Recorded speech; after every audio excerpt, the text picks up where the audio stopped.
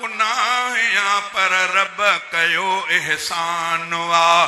मां तलाए गुनाह पर रब कयो एहसान वा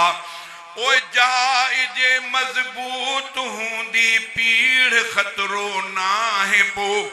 जाए जे मजबूत हूंदी पीड़ खतरो नाहे पो जियो जिन जिन जे ज़ुबां ते नीयो तिन सां लाइबो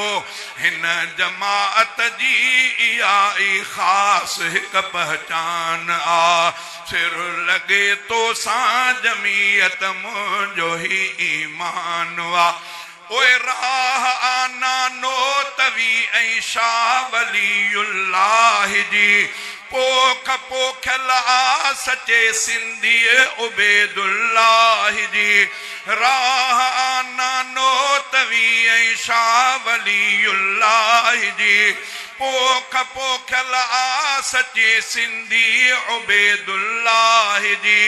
शाह अमरोटीअ जमीयत जो वधायो शान वा शाह अमरोटीअ जमीयत जो वधायो शान वा हो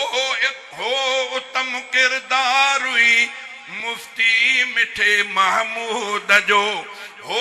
उत्तम किरदार हुई मुफ्ती मिठे महमूद जो बेर वारो हिन जमीयत जो वकालतदार थियो बाए जी हाले जवीअ जो बेमिसल थियो मानवा बाए जी हाले जवीअ जो बेमिसल थियो मानवा सिर ॾई थिया सुरखुरू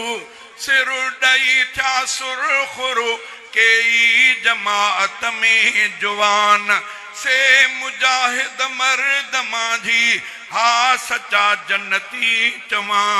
कियां तजरने ले जमीयत राज क्यों रहमान वा नारे तकबीर जमीयत उलमा इस्लाम अकाबरीन जमीयत उलमा इस्लाम कायदीन जमीयत उलमा इस्लाम ओए सिर ॾई थिया सुरखुरू कई जमीयत में जवां से मुजाहिद मर्द मांझी हा सचा जन्नती चवा कियां तजरने ले जमीयत राज क्यों रहमान वा कियां तजरने ले जमीयत राज क्यों रहमान वा हिया जमाअत हक ऐं बातिल में फर्क ज़ाहिर करे सब बुधो मंशूर पंहिंजो ध्यान दिल सां ई धरे हिन जमाअत जो सचो क़ाइद फज़ल रहमान वा हिन जमाअत जो सचो क़ाइद फज़ल रहमान वा राह वठिजे अहिड़ी गुलशन जंहिं में गुल ई गुल हुजन कम कजे अहिड़ो जो जंहिं में लाल मोती ई लभने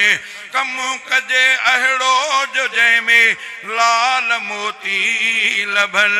जो अमल इन ते करे सोई सचो इंसान वा सिर लगे तो सां जमीयत मुंहिंजो ही ईमान वा